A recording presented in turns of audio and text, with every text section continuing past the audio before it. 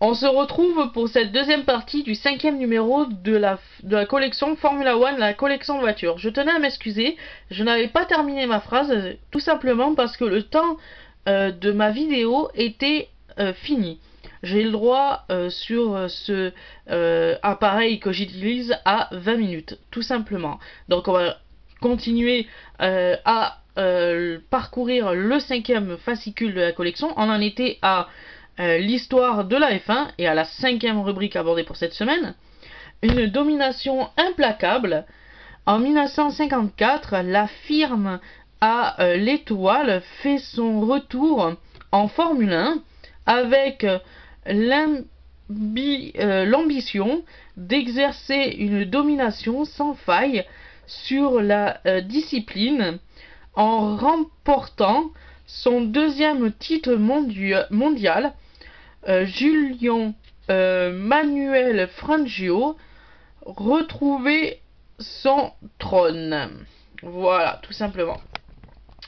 Ensuite, on a une très très belle image en bas à gauche de la Mercedes-Benz W196 de Julien Manuel Fangio mène le Grand Prix d'Allemagne en 1954 devant la Ferrari 625 de José Froilón González. Voilà. Ensuite, on a une très très belle image en haut à droite qui nous dit Louis Rosier fut l'un des acteurs de la saison 1954 avec une Ferrari peinte aux couleurs de son écurie privée. Le Français et son coéquipier au volant de la 625 F1 à Silverstone. Voilà. On a ensuite une très belle image en bas à droite qui nous dit Alberto Ascari pose dans la Lancia D50 un retard conséquent ayant été pris par la présentation. Les voitures italiennes ne furent prêtes que pour la deuxième course de la saison. On a ensuite un joli classement ici.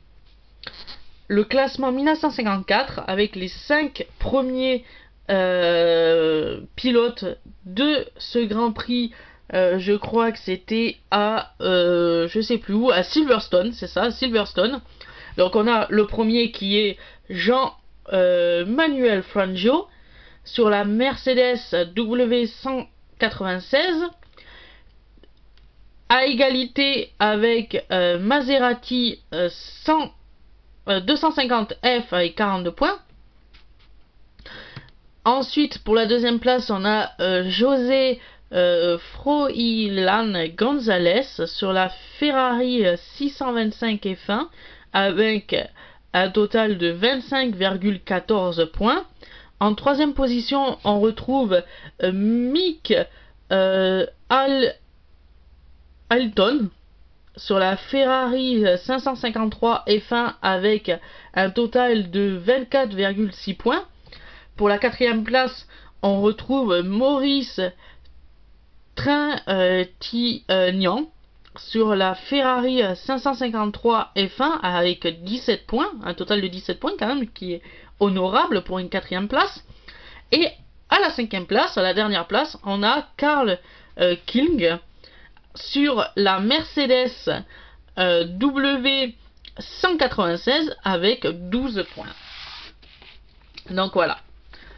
Donc on continue sur la 5e rubrique abordée pour cette semaine qui est l'histoire de la Formule 1 avec la Mercedes W196 fut ses débuts au Grand Prix de France en 1954. Voilà.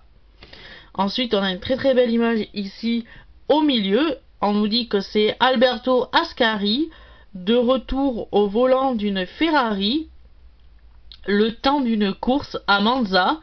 Le champion en titre subtilise innovationnellement les défendus de son territoire contre Fangio pendant les 2 tiers de la course. Voilà. Ensuite, on a une très belle anecdote ici, ou très belle histoire. Les Italiens à la fête au Grand Prix d'Espagne le 24 octobre 1954. Les marques italiennes prennent leur revanche plutôt. Lancia décroche la pole position pour ses débuts avec l'ancien champion du monde Alberto Ascari.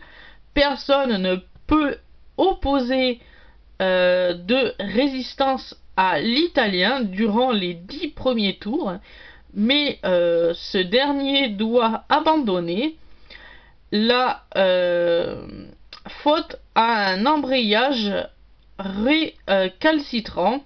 Les Mercedes cruellement en retrait. La Ferrari plutôt de Mike Wilson, photo à droite, donc c'est lui, Mike Wilson, et les Maserati de Harry Schell et Giulio ou Luigi Muccio se disputent plutôt la première place, mais l'anglais s'échappe. Le temps d'une journée, les Italiens retrouvent leur statut de vedette. Donc voilà. Ensuite, sur la page de droite, on a bien sûr les 2 prochaines Formule 1 que nous allons voir dans les prochaines vidéos. On a bien sûr en haut à droite le numéro 6 avec la Lotus 72D de Emerson Fittipaldi de 1972. Et en bas à gauche, on a le numéro 7 avec la Brown BGP 001 de Jenson Button de 2009. Voilà. Se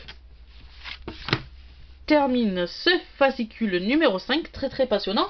On va passer tout de suite à la présentation de la monoplace pour cette semaine, qui est la Mercedes F1 W05 hybride de 2014, telle que pilotée par Lewis Hamilton. Comme vous pouvez voir, très jolie Formule 1. Là, on a une photo de profil. Après, on a une belle photo de l'avant de la voiture. On a une très belle image aussi du derrière de la voiture, ça on peut bien le voir. Voilà. Et on a une très belle image du dessus de la voiture. Voilà, très belle image. On a toujours la mention Formula 1. On a l'inscription Mercedes F1 W05 hybride de 2014 Lewis Hamilton. Et on va regarder ensemble, comme je l'avais dit pour le numéro 4, voir si c'est un numéro anglais que nous avons reçu dans ce fascicule numéro 5 ou si c'est un fascicule français. Surprise, attention. Eh bien non, on a reçu un numéro anglais parce qu'il y a marqué Number 3 for UK. Normalement, si ça aurait été un numéro français, on aurait eu interdit au moins de 14 ans. Mais là, on a bien le Number 3 for UK qui nous dit que c'était le 3e numéro de la collection anglaise qui est Formula 1 The Car Collection, que d'ailleurs je possède un numéro car j'ai été en Angleterre l'année dernière et j'avais pris avec moi le numéro 10 de la Formula 1 The Car Collection que je vous ferai voir lors de la présentation du 10e numéro français que je possède d'ailleurs. Et se termine ce 5e numéro de la collection Formula 1, la collection de voitures, et je vous dis à dans 15 jours pour le numéro 6. A plus!